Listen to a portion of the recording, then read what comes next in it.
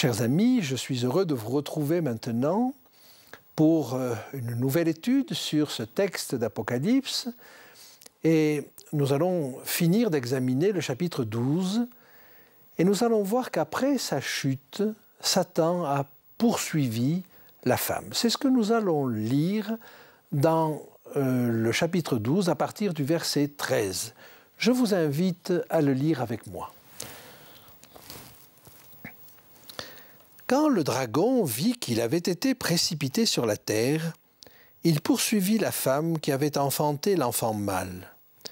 Et les deux ailes du grand aigle furent données à la femme, afin qu'elle s'envolât au désert vers son lieu, où elle est nourrie un temps, des temps et la moitié d'un temps, loin de la face du serpent.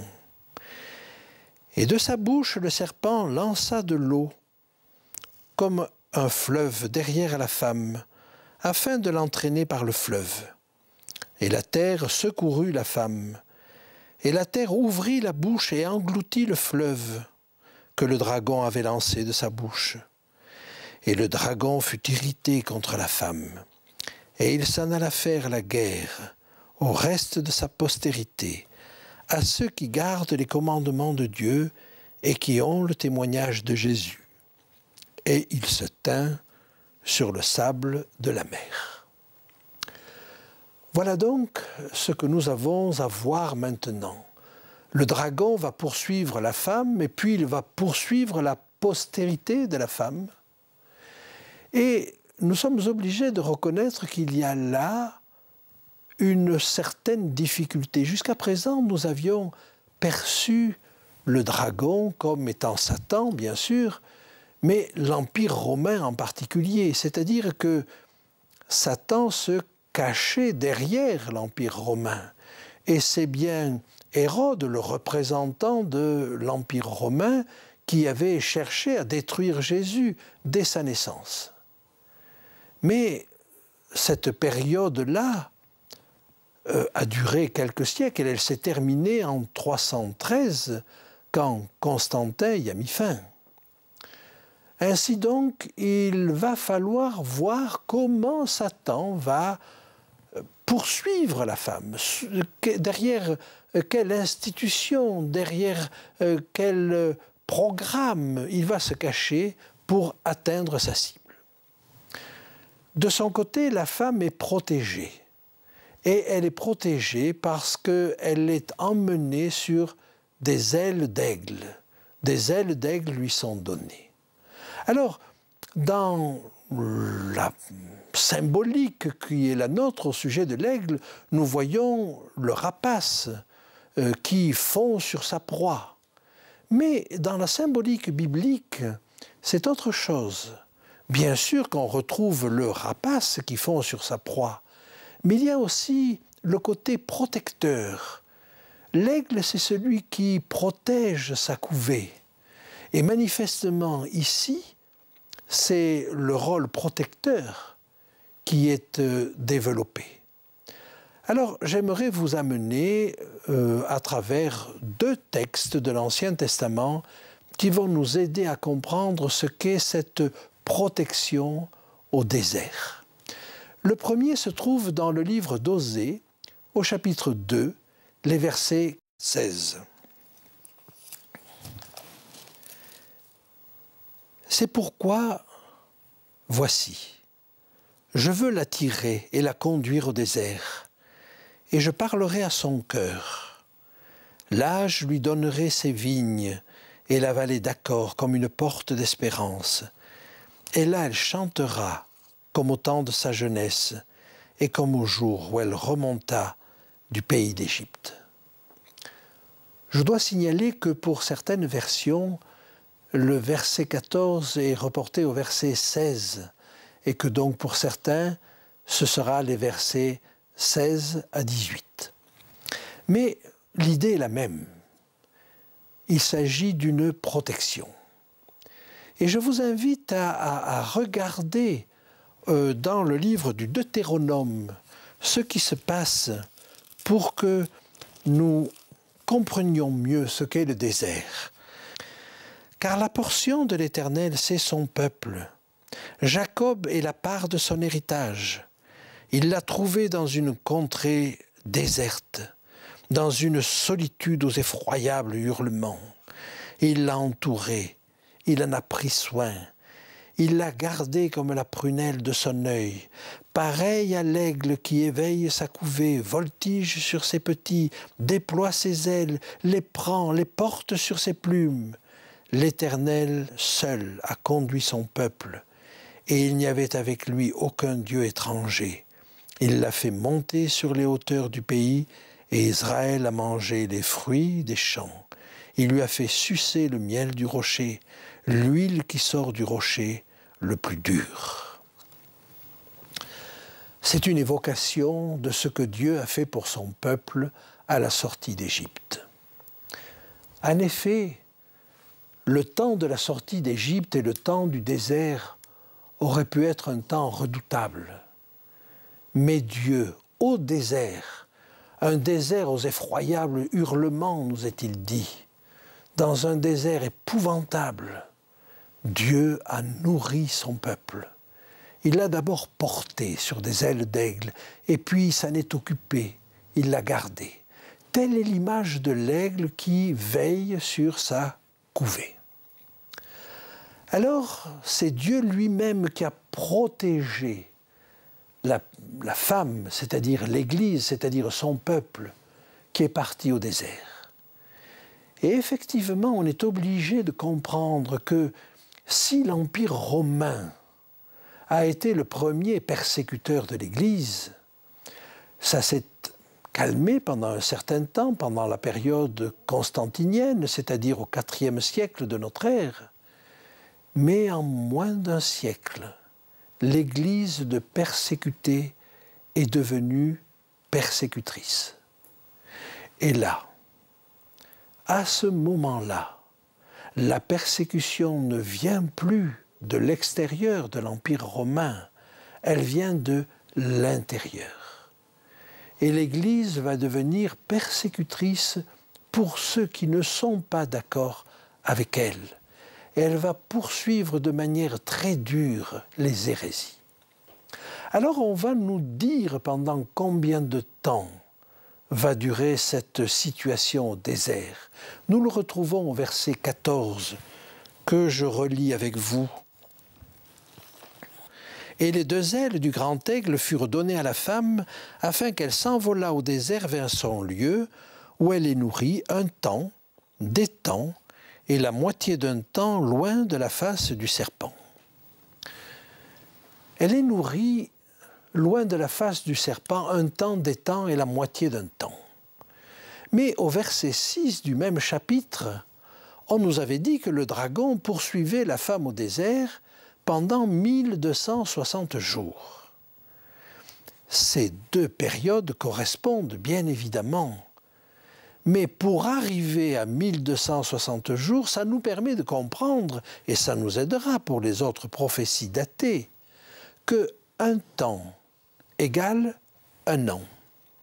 Quand il est dit des temps, il s'agit en réalité de deux temps, c'est-à-dire de 2 ans. Et probablement c'est une réminiscence de l'hébreu où il existe un pluriel, mais où il existe un duel que n'a pas le grec. Et donc le grec met un pluriel. Mais voilà, il y a là 2 ans, 2 temps. Et puis, il faut comprendre que dans cette optique-là, et dans la durée prophétique, on est toujours dans l'optique où un jour vaut un an. Alors, 3 temps et demi, c'est-à-dire 3 ans et demi. Si l'on compte des années comme les années juives de 360 jours, c'est-à-dire de 12 mois de 30 jours, on arrive à effectivement un total de 1260 jours. Et comme dans cette prophétie, un jour vaut un an, eh bien, il nous faut comprendre qu'il s'agit de 1260 ans. Cette période, nous l'avons déjà examinée, déjà définie, et il est probable qu'il s'agit de la période d'hégémonie de l'Église, soit de 538 avec l'arrivée du pape Sigille jusqu'en 1798, date à laquelle le pape Pie VI a été obligé de quitter les États pontificaux.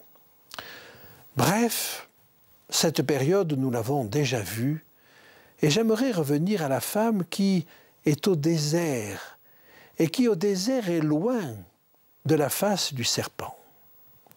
Alors certainement, les personnes qui ont dû fuir au désert pour Israël, mais les personnes qui ont dû fuir dans les montagnes quand elles étaient poursuivies, ces personnes-là, finalement, ont peut-être gagné à cette retraite montagnarde. Parce que loin de la ville, loin des soucis de la ville, loin des intrigues de la ville, ils ont certainement évité beaucoup de problèmes, beaucoup de difficultés et beaucoup de tentations. Et il arrive que si Dieu nous entraîne sur des chemins difficiles, ce peut être pour notre bien et pour nous éviter d'autres difficultés spirituelles. Mais voilà, le dragon ne s'est pas contenté de poursuivre la femme pendant ce temps-là. Il nous est dit qu'il l'a poursuivie avec un fleuve qui sortait de sa bouche. Oh, certainement, il s'agit d'accusations. Mais ce fleuve destiné à engloutir la femme correspond certainement à une recrudescence d'activité contre le peuple de Dieu. Et en effet, il y a eu un réveil du peuple de Dieu avec la Réforme. Et les populations issues de la Réforme ont eu à encourir la colère de Dragon, mais la colère de l'Église. Et un des exemples connus en France de ces choses-là, mais en Europe ça n'était guère mieux, ce sont les dragonnades qui ont été lancées par Louis XIV. En effet, peu avant la fin de cette période, Satan a voulu redoubler d'activité. Et le roi de France a lancé contre les protestants, contre les Cévenols qui avaient embrassé la nouvelle foi, contre les Camisards, des dragonnades. Il a lancé ces dragons. Et dans les endroits les plus reculés du pays, il a envoyé des soldats pour extirper ce qu'il appelait l'hérésie. Mais extirper l'hérésie avait un but aussi, c'est de faire en sorte qu'il n'y ait plus de protestants sur le sol de France. Et si on les trouvait, on les sortait même du sol de la France, on les envoyait sur les galères pour pouvoir dire qu'il n'y avait pas en France un seul protestant. Il en est toujours resté. Mais le dragon a cherché à engloutir la nouvelle foi. Bref, on pourrait dire qu'il a presque réussi. Mais voilà, la terre a secouru la femme. Que veut dire que la terre a secouru la femme? La terre, ça pourrait être la nouvelle terre, c'est-à-dire le nouveau monde.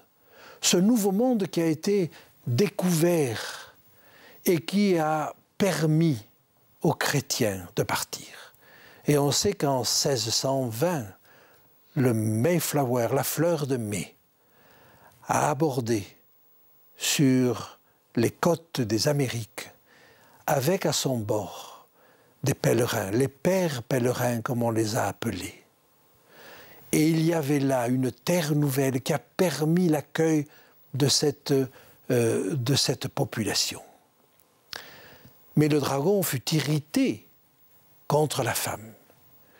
Et donc il a fait tout ce qu'il a pu pour lutter contre cette population.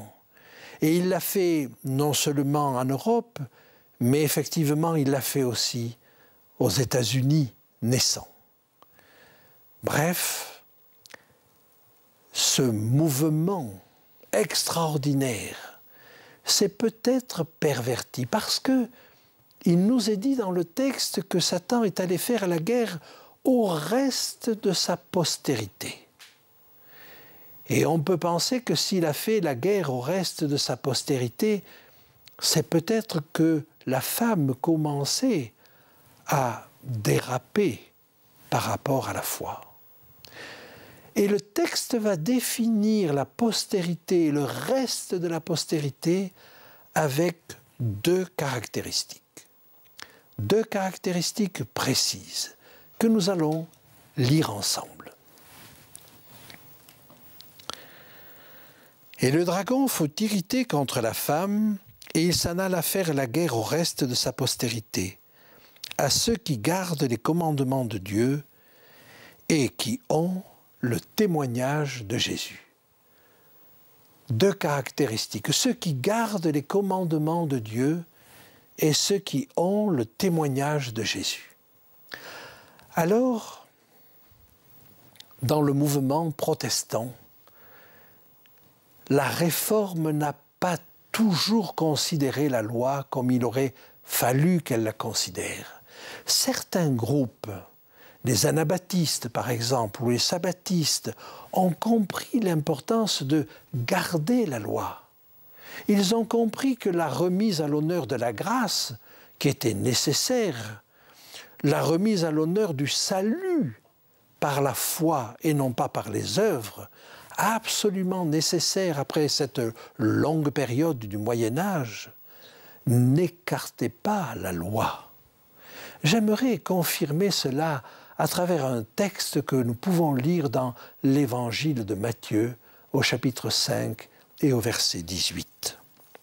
« Car je vous le dis en vérité, tant que le ciel et la terre ne passeront point, il ne disparaîtra pas de la loi un seul iota ou un seul trait de lettre jusqu'à ce que tout soit arrivé. » Et Jacques nous le confirme dans sa lettre. Si quelqu'un d'entre vous manque de sagesse, qu'il la demande à Dieu, qui offre à tous simplement et sans reproche. Et cette sagesse doit le conduire à comprendre que la loi est une loi de liberté. Et c'est ce qu'il va dire un petit peu plus loin, une loi de liberté. Seulement la loi ne peut pas être observée telle qu'elle. Ce n'est que par la foi, ce n'est qu'en regardant à la croix que nous pouvons l'observer. Ce n'est que par amour que cette observation peut avoir lieu. J'aimerais vous le montrer dans l'Évangile de Jean, au chapitre 14. Évangile de Jean, chapitre 14. Et il nous est dit ceci, « Si vous m'aimez, gardez mes commandements, dit Jésus à ses disciples. » Et au chapitre 15 et au verset 10, « Si vous gardez mes commandements, vous demeurez dans mon amour, de même que j'ai gardé les commandements de mon Père et que je demeure dans son amour. » Donc, ils gardent les commandements de Dieu, mais ils ont une deuxième caractéristique. Ils ont le témoignage de Jésus. Et nous allons trouver une définition de ce témoignage de Jésus dans l'Épître aux Corinthiens, au premier chapitre. Épître aux Corinthiens, chapitre 1er, les versets 5 à 7. « Car en lui vous avez été comblés de toutes les richesses qui concernent la parole et le témoignage. Le témoignage de Christ ayant été solidement établi parmi vous, de sorte qu'il ne vous manque aucun don dans l'attente où vous êtes de la manifestation de notre Seigneur Jésus-Christ. Il vous affermira aussi jusqu'à la fin, pour que vous soyez irréprochables au jour de notre Seigneur Jésus-Christ. » Alors, qu'est-ce que ce témoignage de Jésus? C'est le témoignage qu'il rend à son Église en lui donnant des dons Et ces dons, c'est ce qui va permettre à son Église de remporter la victoire. Comme le dit le verset 8, « Il vous affermira aussi jusqu'à la fin pour que vous soyez irréprochables. » Cette victoire, elle peut s'obtenir uniquement par la foi et par les dons que Dieu donne. Et parmi les dons que Dieu donne, il y a l'esprit de la prophétie. Et c'est ce qui nous est dit en Apocalypse au chapitre 19 et au verset 10. Alors, arrivé à ce point, voulons-nous faire partie de ce peuple qui garde les commandements de Dieu alors que le monde les délaisse, qui témoigne ainsi de son Sauveur, mais qui a le témoignage de Jésus, qui reçoit le témoignage de Jésus, qui croit à la prophétie, qui sait en quel temps il est alors que les nations ne savent que faire au bruit de la mer et des flots. Ainsi un reste témoigne de Dieu et Dieu témoigne de son peuple. Accepterons-nous de faire partie d'un reste face à toute une population mondiale? Tel est l'enjeu qui est devant nous et que nous allons voir avec le chapitre 13.